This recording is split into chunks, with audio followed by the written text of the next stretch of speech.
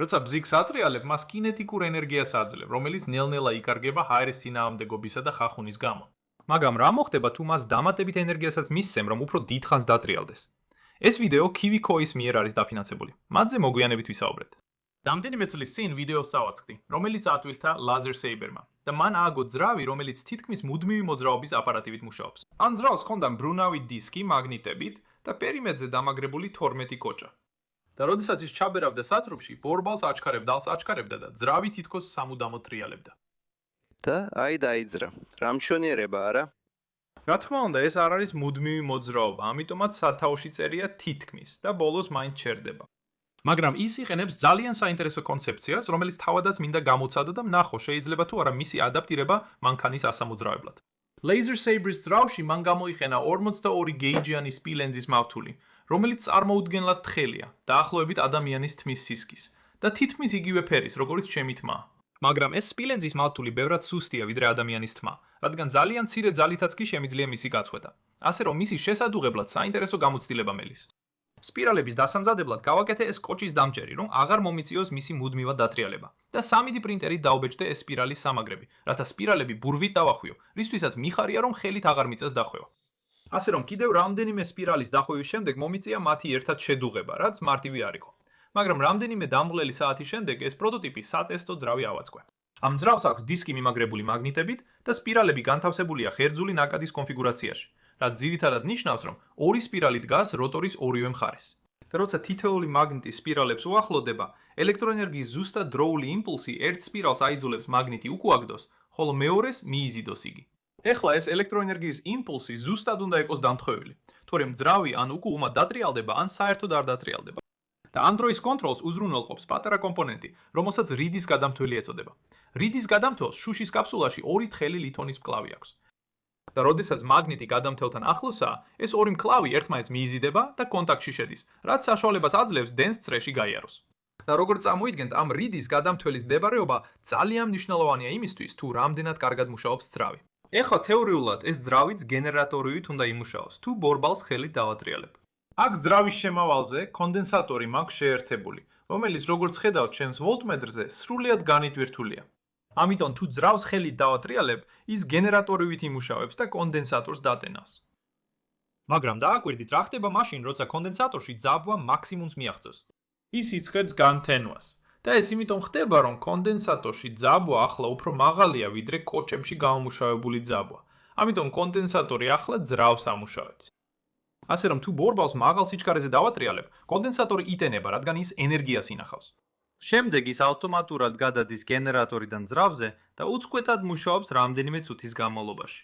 ეხლა იგივე ეფექტის მიღწევა შეიძლება მძიმე ინერციული ბორბლით და დაბალი ხახუნის საკისრებით, ან თუნდაც კარგად გამართული ბზრიალათი. მაგრამ ის, რასაც ისინი ვერ ახერხებენ, არის ის, რომ შენ შეგიძლია შეანელო ისინი სრულ გაჩერებამდე და შემდეგ, როცა გაათავისუფლებ, ავტომატურად ისევ დაიწყონ ტრიალი. ამიტომ ვფიქრობ, რომ დავაპროექტო სამბორბლიანი ტრანსპორტი, რომელსაც ამ ძრავით ვამოძრავებ, რათა ვნახო, შეძლებს თუ არა მან უფრო შორს სიაროს, ვიდრე ინერციით მოძრავი მანქანა, როცა მას ზედაპირზე გავაგორებთ. იმიტომ რომ მინდა ეს მანქანა იყოს რაც შეიძლება მარტივი და ეფექტური, თავად ძრავს გამოვიყენებ წინა ბორბლის სახით. წინა ღერძის გარშემო რამდენიმე კოჭს დავამაგრებ, ხოლო ბორბალზე მაგნიტებს დავამაგრებ, რაც იმედია მანქანას აამოძრავებს. და რადგან ძრავი არის მთავარი ბორბალი, რომელიც მანქანას ამოძრავებს, მე ის 3D პრინტერზე ჩემს Prusa XL-ზე დავბეჭდე. მისი ხელსაწყოების შეცვლის ფუნქციის სხალობით, შევძელი ბორბლის ჰაბისთვის მყარი PLA და საბურავისთვის მოქნილი TPU მასალა გამომეკენებინა, რაც საბურავს მოჭიდებას მისცემს როგორც ნამდვილი მანქანის შემთხვევაში. ასე რომ დაახლოებით 1 დღე დავხარჯე ამ ყველა კოჭის დახვევასა და შედუღებაში. ამ ბორბლის ამ მხარეს 6 კოჭია. სინამდვილეში ჯერ არ დამიმაგრებია კოჭები ბორბლის მეორე მხარეს. ამის მიზეზი ისაა, რომ არ ვფიქრობ ეს მანქანა იმუშავებს. თუ ამას დავატრიალებ, რომ კონდენსატორი დავმუხტო და შემდეგ გავაჩერებ, ის მართლაც მუშაობს როგორც სატესტო ძრავა, მაგრამ არც სიჩქარე აქვს საკმარისი და არც ბრუნვის მომენტი. მიუხედავად იმისა, რომ ეს ბორბლები უკანა მხარეს აქვს, არანაირი შანსი არაა, რომ თვითონ იმოძრაოს. მაშინაც კი, როცა ჩემი სამუშაო მაგიდის კვების ბლოკი მაქვს შეერთებული და გარეთ წყაროდან მამუშავებ, მხოლოდ მაშინ იწყებს მოძრაობას, როცა საკმარის ძაბვას მივაწვდი, მაგრამ მაინც არ აქვს საკმარისი ბრუნვის მომენტი, რომ მანქანა რეალურად იმუშაოს. ამიტომ ვფიქრობ, მანქანა თავიდან დავაპროექტო გადაცემათა შეფარდებით, რომ ნაკლები კოჭა დასჭირდეს და იმედი მაქვს ბორბალზე მეტი ბრუნვის მომენტი ექნება. ეს მეორე ვერსიის მანქანაც სამბორბლიანი დიზაინია და on shape-შია დაპროექტებული, რომელიც ღრუბლოვანი CAD პროგრამაა და ბრაუზერში მუშაობს. შეგიძლიათ დღესვე სცადოთ თუ ქვემოთ აღწერაში მოცემულ ბულს დააწყაპუნებთ. ასევე რადგან ამ ახალ მანქანას სულ 8 კოჭა ექნება 12-ის ნაცვლად, ის უფრო მსუბუქი იქნება და შედუღებასაც ნაკლები დრო დასჭირდება. შემდეგ წინა ბორბალზე საჭირო ბრუნვის მისაღებად გამოყენებულია 5 ერთზე გადაცემათა თანაფარდობა.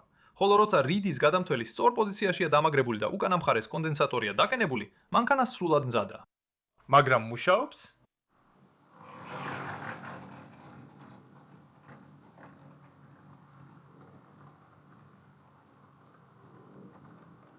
მანქანის წინ წაწევით კონდენსატორი იტენება. შემდეგ კი სისტემა გენერატორიდან ძრავზე გადადის და მანქანას ამოძრავებს. კონდენსატორის დატენმა შემიძლია იმითაც, რომ რამდენჯერმე წინ წავწიო მანქანა, შემდეგ დავდგა ზედაპირზე და მსუბუქად მივაწვე, რომ რიდის გადამთველი გააქტიურდეს. თითქმის ელექტროზამბარიანი მანქანასავით. სიმართლე რო გითხრათ, საკმაოდ გაკვირვებული ვარ, რამდენად კარგად მუშაობს ეს მანქანა. ამ ძალიან მარტივი ძრავით და უკანა მხარე ძალიან პატარა კონდენსატორით, უბრალოდ რამდენჯერმე რომ დაატრიალო ბორბალი, შეგვიძლია დავაგროვოთ მუხტი კონდენსატორში და თუ ოდნავ მივაწვევით, რომ რიდის გადამრთველელი მაგნიტმა ამუშაოს, ის ძალიან მარტივად ამუშავებს მანქანას. რაც კიდევ საინტერესოა, ის საკმაოდ კარგად მუშაობს გენერატორადაც. მაგალითად, თუ ამ მანძილზე გავწევ მას, რომ კონდენსატორი დავტენო, დავაბრუნებ დასაწყისში და დავძრავ. ის საკმაოდ ნელა მოძრაობს, მაგრამ ასევე გადის კარგ მანძილს იმ გზაზე, რაც მე გავწიე. ეხლა ცხადია, მთელ მანძილს ვერ გადის, რადგან 100%-ით ეფექტური არ არის, მაგრამ მაინც საკმაოდ კარგია. მაგრამ სანამ ამ გენერატორ მოტორის კომბინაციას თქვენს მანქანაზე დააყენებთ, მინდა გითხრათ ამ ვიდეოს სპონსორის Kiviko-s შესახებ. ბევრი პროექტი, რომელსაც ქმნი, მეხმარება ახალი კონცეფციების შესწავლასა და აღმოჩენაში, მაგრამ მათი გამეორება ყოველთვის მარტივი არ არის. საბედნიეროდ, Kiviko-s შეუძლია დაგეხმაროთ თავიანთი პრაქტიკული პროექტებით, რომლებიც ექსპერტების მიერ არის შექმნილი და ბავშვების მიერ გამოცდილი. ეს ხუთები ყოველთვიურად შეგიძლიათ მიიღოთ პირდაპირ კარტთან და მათი 9 განსხვავებული სერიის საშუალებით ყველა ასაკისთვის შემშემოქმედებით და სახალისო გამოცდილებას გთავაზობთ. მართლა მინდა რომ ბავშვობაში ესეთი Kiviko-s ხუთები მქონოდა და დარწმუნებული ვარ, ბევრი თქვენგანი, ვინც ჩემს პროექტებს ადერნებს თვალს დამეთანხმება. პროექტის თავიდან ბოლომდე აწყობა ისე, რომ არ გჭირდებოდეს სამშენებლო მაღაზიაში წასვლა ან სპეციალური ინსტრუმენტების გამოყენება. ძალიან სასიამოვნო გამოცდილებაა. საერთოდ რომ აღარაფერი ვთქვათ იმაზე, რომ თანდართული აწყობის ინსტრუქციები ძალიან მარტივი გასაგებია და თანდართული ჟურნალი სავსეა საინტერესო ინფორმაციით, ასე რომ თუ ჩემსავით ხართ და გსურთ Kiviko-s ხუთების მიღება, შეგიძლიათ პირველი თვის 50%-იანი ფასდაკლება მიიღოთ კოდის გამოყენებით Tom Stanton-ი ან ეწვიეთ webგვერდს kiwico.com/tomstanton. ბული ქვემოთ აღწერაში იქნება მოცემული. ასე რომ თუ ეს მანქანა თავის ენერგიას ინახავს და ამით მოძრაობს, როგორ შეედრება ის მანქანას, რომელსაც გენერატორი არ აქვს? ეს მანქანა წონით იდენტურია და ძრავის მაგნიტური ნაწილი დავტოვე, რადგან ის ინერციის დისკივით იმოქმედებს და შედეგებზე გავლენას მოახდენს. ასე რომ ერთადერთი განსხვავება არის ხვეულები და კონდენსატორი. კარგი, არ მაქვს წარმოდგენა, როგორ შეედრებიანიან ეს მანქანები ერთმანეთს, მაგრამ ფიზიკის მიხედვით, თუ ორივეს ერთსა და იმავე სიჩქარემდე დავაჩქარებთ, ისინი ერთსა და იმავე მანძილს უნდა გაივლიან. მოდით ნახოთ. თავისუფალ ბორბლიანი მანქანა საკმაოდ სინგადის, გენერატორიანი მანქანა ბევრად ნელა მიდის. თავისუფალ ბორბლიანი მანქანა ჩერდება, ხოლო გენერატორიანი მანქანა უფრო შორს მიდის. ამას ბოლომდე აზრი არ აქვს. მგონი ტესტის თავიდან ჩატარება გჭირდება. დარწმუნდი, რომ კონდენსატორი სრულად განიტვირთა. ხო, ეს ძრავა საერთოდ არ მუშაობს. დაალაგე ისინი რიგში. და თავისუფალ ბორბლიანი მანქანა ისევ ლიდერობს. გენერატორიანი მანქანა ბევრად უკან არის. და გენერატორიანი მანქანა იმარჯვებს. ასე რომ გენერატორიანი მანქანა ალბათ ენერგიას იღებს სადღაციდან, რაც ამ ტესტიდან აშკარად არ ჩანს. მაგრამ რა მოხდება თუ ორივე მანქანას დაქანებულ გზაზე გაუშვათ? ეს ორივე მანქანას ერთნაირ საწყის პოტენციურ ენერგიას აძლევს და აშკარაა, რომ ძრავიანი მანქანა დაქანებულ გზაზე ბევრად ნელა მოძრაობს. ასე რომ უშვებამდე ორივე მანქანას ერთნაირი გრავიტაციული პოტენციური ენერგია აქვს. მაგრამ როცა ისინი დაქანებულ გზაზე მოძრაობენ, თავისუფლად მოძრავი მანქანა თავის პოტენციურ ენერგიას უფრო მეტად გარდაქმნის კინეტიკურ ენერგიად. მაშინ როცა გენერატორიანი მანქანა ამ ენერგიის ნაწილს გარდაქმნის ელექტროენერგიად და ინახავს მას კონდენსატორში. ადვილია დაგავიწყდეს, რომ როდესაც ელექტროენერგია წარმოიქმნება, გენერატორზე რეზისტიული დატვირთვა მოქმედებს.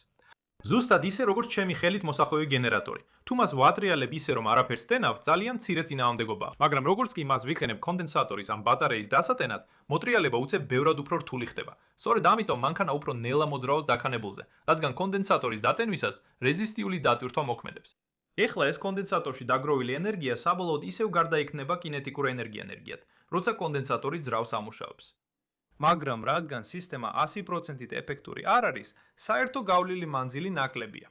თუ დაქანების თესტი აჩვენებს, რომ რამდენიმე კოჭის, მაგნიტისა და კონდენსატორის დამატება თავისუფლად მოძრავ მანქანასთან შედარებით უპირატესობას არ იძლევა, მაშინ რატომ აჩვენებს ბიძგის ტესტის საპირისპიროს? ამ თესტებს შორის მთავარი განსხვავება არის ძალა, რომელიც თითოეულ მანქანაზე მოქმედებს.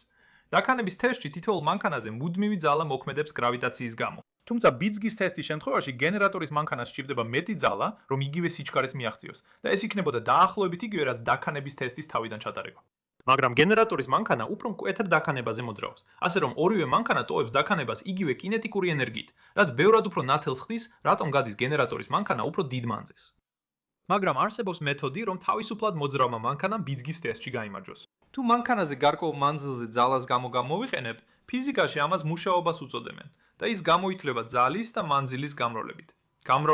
ასე რომ, თუ ორივე მანქანას ერთსა და იმავე სიჩქარემდე ვუბიძგებთ, გენერატორის მანქანას მეტი მუშაობა სჭირდება უფრო დიდი ძალის გამო, მაგრამ მას შეუძლია ეს მუშაობა კონდენსატორში შეინახოს, მაშინ როცა თავისუფლად მოძრავი მანქანა მხოლოდ საბოლოო კინეტიკურ ენერგიას იყენებს. ამიტომ, თუ ორივე მანქანას იმავე სიჩქარემდე ყველაზე მოკლე მანძილზე ავიყვანთ, ძალიან ცოტა მუშაობა სრულდება და გენერატორის მანქანა ვერ ახერხებს კონდენსატორის საკმარისად დამუხტვას, რომ რბოლაში გაიმარჯვოს. მაგრამ მე მაქვს იდეა, რომელსაც თავისუფლად მოძრავი მანქანა ვერაზროს შეეჯიბრება. ეს არის პელტიეს ფირფიტა, რომელიც ხშირად გამოიყენება პორტატულ გამაგრილებლებში, რადგან როცა დენი მიეწოდება, ერთი მხარე ცხელდება და მეორე მხარე ცივდება. მაგრამ ეს ასევე მუშაობს პირიქითაც, ასე რომ თუ ერთ მხარეს გავაცხელებთ და მეორე მხარეს გავაციოთ რადიატორით, ის გამოიმუშავებს ელექტროენერგიას. ეხლა ჩემმა მეგობარმა და იუთუბერმა სემ ბარკერმა მოიფიქრა მანქანის შექმნა, რომელიც ამ პელტიეს ფირფიტებით იმუშავებს და მან პროტოტიპიც ააწყო მის შესამოწმებლად. თუმცა ბალიშები იმდენად მცირე სიმძლავრეს გამოიმუშავებენ, რომ ბევრი გზა ძრავა ვერ იმუშავებს მათზე. ასე რომ, როდესაც დატვირთვა არ არის მიერთებული, პელტიეს ფირფიტა დაახლოებით 1-დან 1.4 ვოლტამდე გამოიმუშავებს. ეხლა უკვე თითებისთვის ცოტა ცხელი ხდება. აქ მაქვს რეზისტორი, რომლითაც შეგვიძლია დატვირთვა მივუერთოთ. ეხლა დაჭერა ცოტა უფრო მარტივია, მაგრამ მხოლოდ დაახლოებით 0.32 ვოლტს ვიღებთ, რაც ჩემი გამოთვლებით დაახლოებით 0.0.065 ვატია, ანუ დაახლოებით 65 მილივატი. თუმცა, თუ ჩემი გამოთვლები სწორია, ამ გენერატორიან მანქანას დაახლოებით 20 მილივატით უნდა შეეძლოს მუშაობა. მოდით ნახოთ, შევძლებთ თუ არა ამ მანქანის სანთლით ამუშავებას. ამისთვის მე ავაწყე სრულიად ახალი მანქანა, რადგან კოჭები სპეციალურად დაბალი შემავალი ძაბვისთვის უნდა იყოს დახვეული. და მე დავაპროექტე ეს პლატფორმა შასის უკანა მხარეს სანთლის დასამაგრებლად. და პელტიეს ფირფიტა შეიძლება მოთავსდეს მავთულის სამაგზე, რათა იმედი გვაქვს, რომ სამგანზომილებიანი ნაბეჭდი ნაწილები არ დადნება. ასე რომ სანთელი ანთებულია და მანქანა მზადაა გასაშვებად. ან იქნება არა. მოდით ცოტა ყინული დავამატოთ, რომ გაგრილდეს რადიატორი და იმედია მეტი სიმძლავრე მივიღოთ.